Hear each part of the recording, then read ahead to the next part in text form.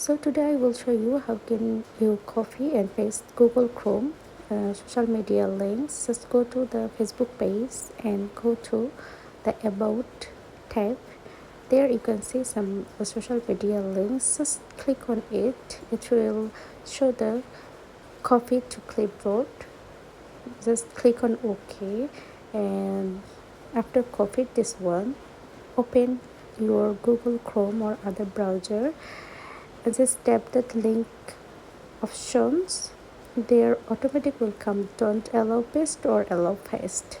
So you just click on allow paste. Then after that you can see that YouTube links, channels, and again you just copy the TikTok link and you can paste it like